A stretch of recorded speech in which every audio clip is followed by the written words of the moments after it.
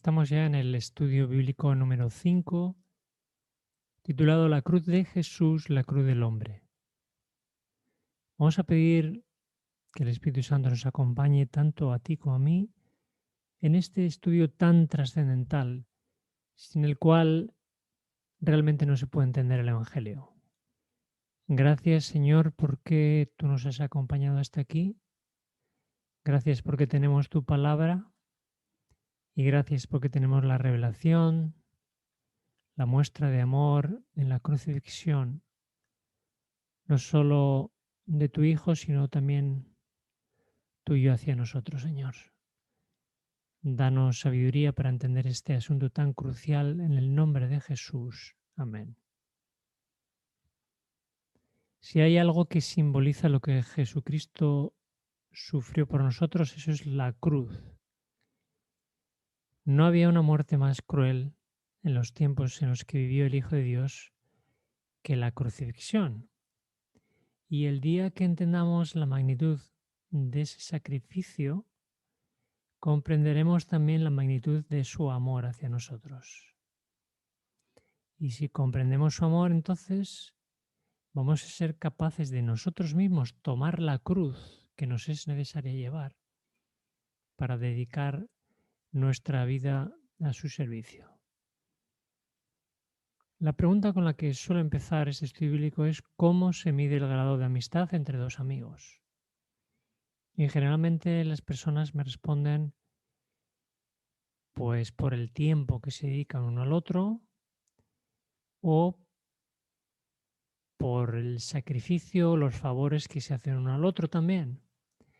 Y algo así viene a decir un texto bíblico que está en Juan 15:13 que dice, nadie tiene mayor amor que este, que uno ponga su vida por sus amigos. No, perdón, que dice que uno dé su vida por sus amigos. O sea que es tiempo y dedicación completa lo que este texto bíblico está diciendo, que es la mayor muestra de amistad. Y la pregunta que suelo hacer es ¿cuánto estaríamos dispuestos a sufrir nosotros por un ser querido? Si yo te preguntara a ti si estarías dispuesto a donar sangre por un familiar, seguro que me dirías que sí. Y si te dijera, si tuvieras que donar un riñón a algún familiar para que ese pudiera seguir viviendo, es posible que también me respondieras que sí. Ahora, si te preguntara si en vez de un riñón tuviera que ser un hígado y tú tienes que ceder tu hígado a otra persona para que esa persona viva y obviamente uno no puede vivir sin hígado, tú tendrías que morir, entonces tú serías capaz realmente de dar tu hígado por otro ser humano sabiendo que tú vas a morir. Generalmente, bueno, de hecho no me he encontrado ninguna persona que me diga que sí, porque no es real, porque humanamente todos queremos conservar nuestra vida. Ahora vamos a ver cómo podríamos entender el amor de Jesús que tiene por nosotros, porque para entender su amor por nosotros debemos entender cuánto sufrió por nosotros. Esa es la idea, cuánto Él fue capaz de sufrir por nosotros. Desde que Jesús vino a la tierra, Él fue la persona que más maldición recibió desde niño, porque desde niño era un niño mal visto porque se supone que su madre María había quedado embarazada de una forma, vamos a llamar, misteriosa, y algunos pensaban que era un hijo de una aventura de María. Por eso se le llamaba hijo de fornicación. Los dirigentes, no es que todos, pero sí que por lo menos los dirigentes en una ocasión le llamaron hijo de fornicación, porque se supone que había nacido en circunstancias extrañas.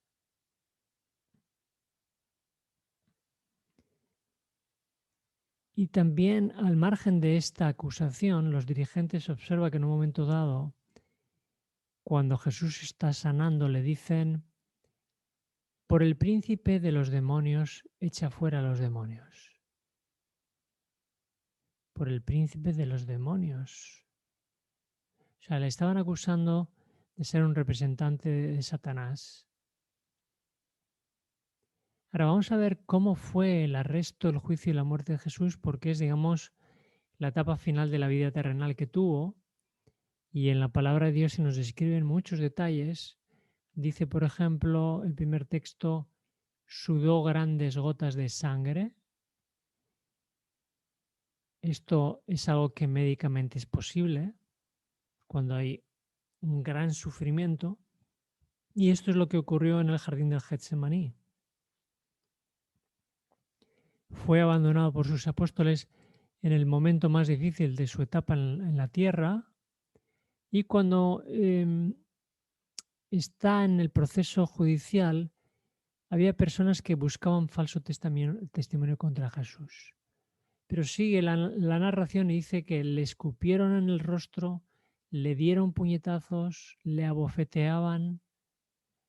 Ahí dice otra vez que fue negado por los apóstoles, fue desnudado 3 veces en público, algo que era una deshonra, un deshonor, una forma de falta al respeto a una persona. Y luego dice también: pusieron sobre su cabeza una corona de espinas. Era literalmente como si fuera un casco de espinas que se clavaba en la cabeza. Y ahí comenzaba todo el sangrado en el momento que eso ocurría. Fue burlado por Herodes y sus soldados. Le escarnecían, dice Lucas 23:36. Y hay un texto también que dice: vendándole los ojos, le golpeaban el rostro. Otra forma de humillación. Y en el libro de Juan también se nos da un detalle interesante, que es en un momento dado que se le está preguntando a Jesús algo. Generalmente cuando un acusado era llevado al juicio, había 2 guardianes a cada lado de él y llevaban un palo corto por si la persona que estaba siendo juzgada se comportaba, digamos, con una falta de respeto. Y aunque aquí la palabra dice que uno de esos que estaba custodiando a Jesús le dio una bofetada, en realidad eso fue un golpe en la cara que hizo que Jesús derramara muchísima sangre por la nariz. Eso está muy, muy bien explicado en el libro Solo por Amor, que escribió un médico cristiano explicando cada uno de los detalles de lo que ocurrió en la crucifixión. Algo más que ocurrió es lo que estaba escrito en Isaías 56. Di mi cuerpo a los heridores y mis mejillas a los que me mesaban la barba. La barba era parte de la personalidad de una persona adulta en Oriente, incluso hoy también. Y cuando se le cortaba la barba a cuchillo a un reo, era un acto de humillación y una forma de tortura.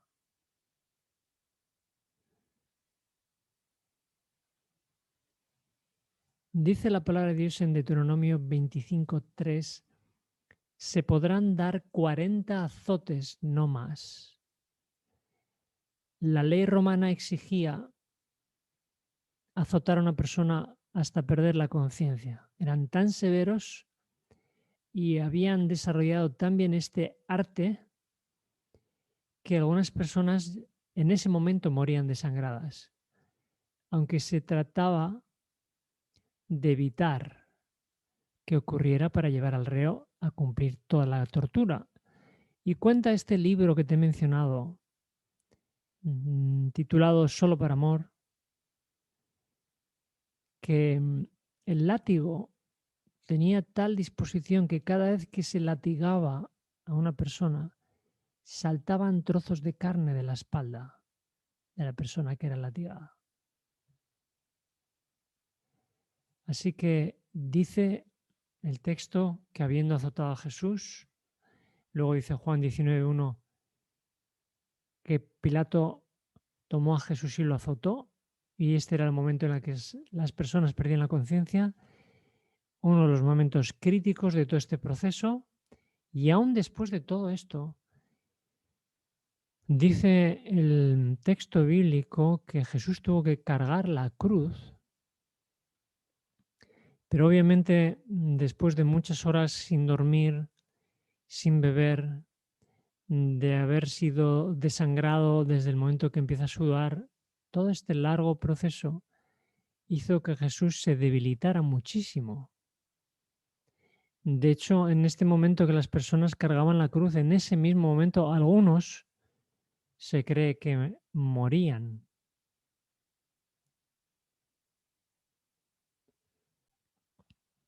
Tan mal vieron a Jesús que pidieron ayuda a Simón.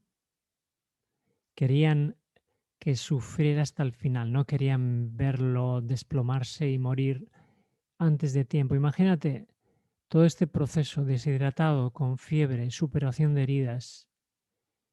¿Cómo reaccionó Jesús en estas circunstancias? ¿Qué es lo que ocurrió a partir de ahí? Hay algo muy interesante. Hay un detalle que a veces nosotros, cuando leemos el Evangelio, no consideramos la realidad de este momento. Recuerdo un misionero que yo conocí, que durante años vivió en Jerusalén, y yo lo conocí porque vino a vivir al mismo lugar donde yo vivía, y yo solía quedar con él y él siempre me contaba cosas que habían ocurrido a lo largo de su vida en los diversos lugares donde había vivido. Y en cierta ocasión me habló de cómo en Jerusalén, de vez en cuando, en las afueras de la ciudad, se suelen encontrar clavos de crucifixiones del pasado. Y entonces yo recuerdo como aquel día que él me explicaba esto, me preguntaba, ¿tú quieres ver uno de esos clavos? Y yo estaba, la verdad que estaba asombrado porque nunca hubiera imaginado que eso se pudiera visualizar. Y él me mostró este clavo que luego me regaló para que recordara siempre cuáles son los clavos que utilizaron para clavar a Jesús en una cruz. No quiero decir que este sea el clavo, obviamente, que usaron con Jesús, pero este sí que es un clavo de la época que él compró en una tienda de anticuarios en Jerusalén. Es bien largo, yo tengo la mano larga, esa es mi mano, y es un clavo que cada vez que yo presento este estudio bíblico lo muestro, porque la verdad que es impresionante ver las dimensiones de este clavo y cómo de alguna forma saber que Jesús fue atravesado con estos clavos. Y en el momento que es atravesado y es levantado después de todo lo que hemos visto, Jesús dice, Padre, perdónalos porque no saben lo que hacen. En realidad, si te fijas, el texto bíblico dice decía. El tiempo verbal está indicando algo, una acción continuada, no solo una vez. Es en realidad el sentido de este versículo es como si Jesús repitiera. Jesús repetía, Padre, perdónalos porque no saben lo que hacen. Estaba repitiendo constantemente estas palabras. Y él repetía estas palabras y es importante tener en mente que cuando una persona era colgada, se le hacía maldita. Digamos, en el Antiguo Testamento, en Deuteronomio concretamente, los judíos tenían un texto que ellos sabían que indicaba que cuando una persona era colgada, eso significaba que había sido maldecido por Dios, que había quedado fuera de la misericordia de Dios sin posibilidad de salvarse. Este es el texto. si alguno hubiere cometido algún crimen digno de muerte, y lo hiciereis morir, y lo colgareis en un madero, no dejaréis que su cuerpo pase la noche sobre el madero. Sin falta lo enterrarás el mismo día, porque maldito por Dios es el colgado. Y no contaminarás tu tierra que Jehová tu Dios te da por heredad. Así que los judíos creían que a cualquiera que se le castigaba colgándole de un madero era una persona que no tenía capacidad de ser perdonada ya. Pero, ¿por qué fue colgado realmente Jesucristo? En realidad, ¿de qué se le culpó? En realidad, los judíos de lo que le estaban acusando era de blasfemia, y el castigo para el delito de blasfemia en realidad era apedreamiento. Entonces, si los romanos no lo encontraron culpable, en realidad lo que los judíos quisieron hacer con Jesús es hacerlo maldito. Para ellos, en la cultura de la época, la muerte era un castigo de Dios, morir antes de los 50 era ser cortado del pueblo, morir sin hijos era casi lo peor, pero de todas las cosas, lo peor era morir colgado. Y vamos a ver entonces en este punto si en realidad fueron los judíos los que le mataron o él entregó su vida, porque hay un texto que nos da a entender que en realidad fue un acto voluntario. Él dice también en Juan 19:30, dice que él entregó su espíritu. Si nos vamos a Juan capítulo 10, repite varias veces: yo pongo mi vida, nadie me la quita. Yo pongo mi vida. Él puso su vida en realidad. Él podía haberse librado de esta forma de tortura. Y vamos a ver si él sufrió igual que los ladrones o sufrió algo diferente, porque hasta aquí todo lo que hemos visto, los ladrones en buena medida también tuvieron que sufrir. Estoy hablando de los dos ladrones que estaban al lado de Jesús. Entonces es importante que entendamos aquí, este es el punto más espiritual o teológico, no del sacrificio físico de Jesús, porque en realidad lo que estaba ocurriendo cuando Jesús moría es que Él cargó, asumió el pecado y asumió la maldición de nuestros pecados, porque si no lo hubiera hecho, todos estaríamos muertos espiritualmente. Pero Él dice que nos redimió de la maldición de la ley al hacerse maldición por nosotros. Esta es la diferencia. Esta es la diferencia. Los ladrones que estaban al lado de Jesús no estaban cargando el pecado de la humanidad, no se hicieron bajo la maldición de la ley, o sea, no cargaron la maldición que Jesús cargó en él. Y esto puede explicar por qué murió tan pronto Jesús. Porque normalmente una persona crucificada solía estar 2 o 3 días clavado.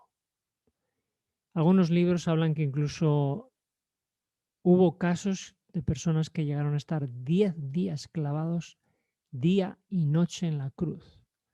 Pero Jesús solo duró 6 horas. Vamos a ver por qué.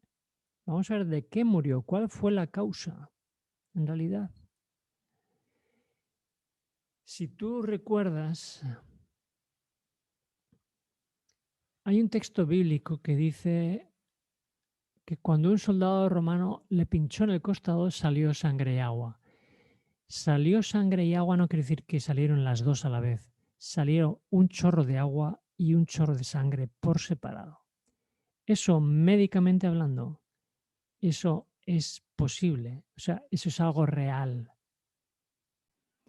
En el libro que te mencionaba antes, Solo por amor, de el doctor Telmo Salas, él explica qué es lo que tiene que ocurrir en un cuerpo humano para que cuando se le pincha en el costado, en la zona del corazón, salga sangre y agua. Y él explica en ese libro algo muy interesante y es que para que eso ocurra, el corazón literalmente de la persona tiene que reventar. Cuando revienta el corazón, esto que dice la Biblia que ocurrió es posible que ocurra. Entonces, lo que ocurrió en realidad en la cruz es que Jesús, al cargar el pecado de la humanidad, el peso de ese pecado, esa maldición, hizo que su corazón reventara. Y nunca mejor dicho que Él entregó su vida por nosotros. Entregó hasta su corazón por nosotros, porque reventó.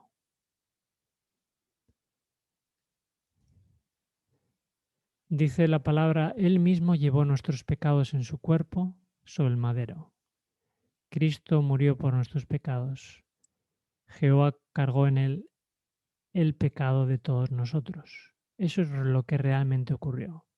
Esta es la diferencia entre los ladrones que murieron con Jesús y el mismo Hijo de Dios.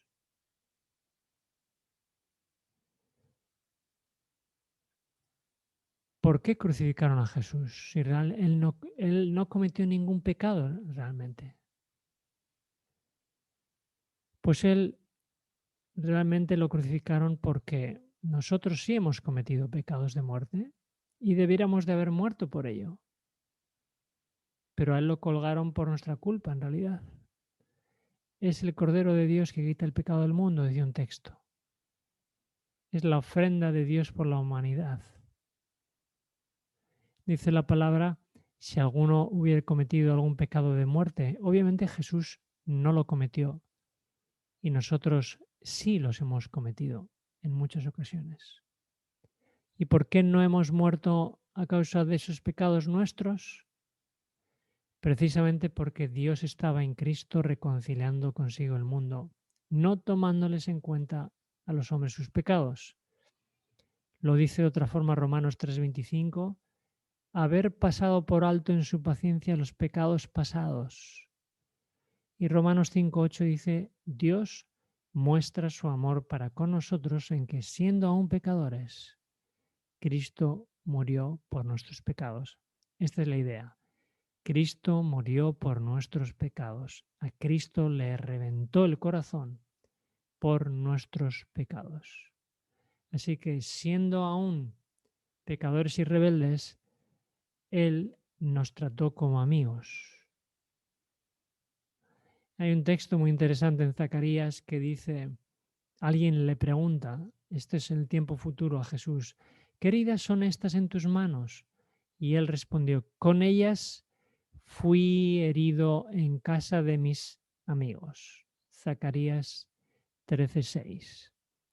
Si observas ese clavo tiene un tamaño similar al que yo tengo, pero en realidad nunca se colocaba ahí el clavo, porque si no se desgarraba la mano, generalmente esos clavos iban en las muñecas donde hay un agujero, un pequeño orificio que permite la entrada del clavo. Entonces, siguiendo el hilo de lo que hemos empezado a decir al principio, ¿tú crees que tenemos algún amigo que haya sufrido tanto por nosotros como lo hizo Jesús? Obviamente nadie. Nadie, ningún familiar, ningún amigo en tu vida o en la mía ha sufrido tanto por nosotros. Entonces, ¿qué reacción puede causarle a alguien que entienda realmente lo que Jesús ha hecho por él?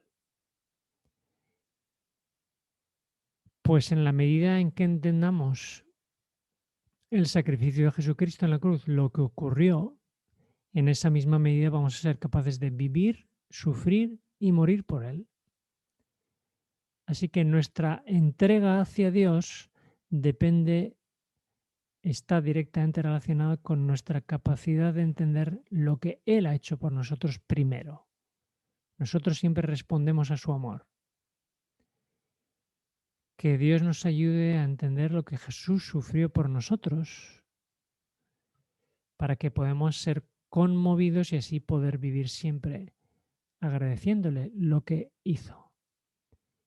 Voy a terminar con un texto bíblico que dice: sobre la casa de David y los habitantes de Jerusalén derramaré un espíritu de gracia y de oración. Mirarán hacia mí, a quien traspasaron, y llorarán como se llora por el unigénito Hijo.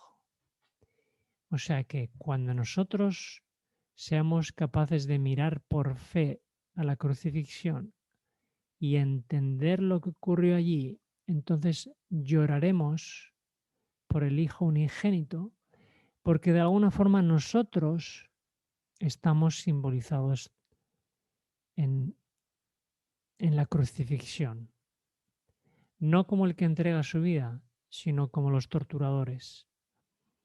Suelo decirle a la gente que cuando uno realmente quiere entender la palabra de Dios, en las circunstancias que uno esté estudiando la palabra, uno tiene que colocarse en el peor de los lugares, o mejor dicho, en el peor de los personajes de la historia que se está narrando para poder entender esa historia. Y yo suelo preguntar a la gente, y también te lo pregunto a ti, ¿quién hubieras sido tú en esa crucifixión?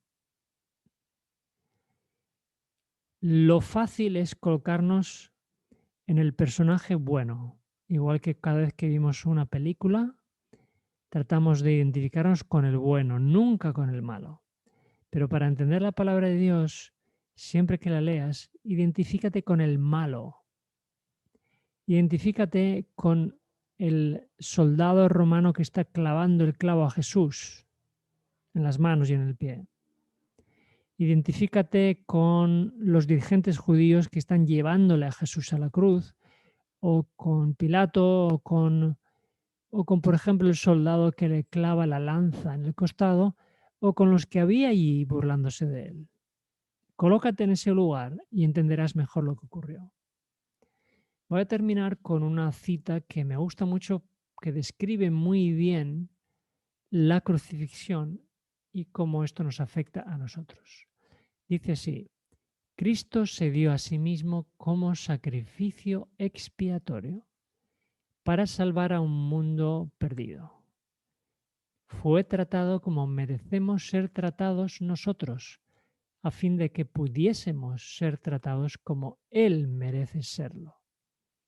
Fue condenado por nuestros pecados, en los cuales no tuvo parte, a fin de que pudiéramos ser justificados por su justicia, de la cual no participábamos nosotros. Sufrió la muerte que nos correspondía, a fin de que pudiésemos recibir su vida. Por su llaga fuimos nosotros curados. O sea, es justamente lo inverso. Lo que él tendría que haber recibido por ser un ser bueno y perfecto y sin pecado, es lo que nosotros hemos recibido, y lo que nosotros tendríamos que haber recibido por nuestros pecados es lo que él recibió. Como dice ese texto, por su llaga fuimos nosotros curados. Que Dios te bendiga y que te ayude a entender este tema, este asunto de tanta trascendencia, para que en la medida que tú y yo lo entendamos, podamos apreciarlo en primer lugar, pedirle a Dios perdón para que regenere, renueve una vida en nosotros, y podamos entonces nosotros sufrir por Él, así como Él sufrió por nosotros. Amén.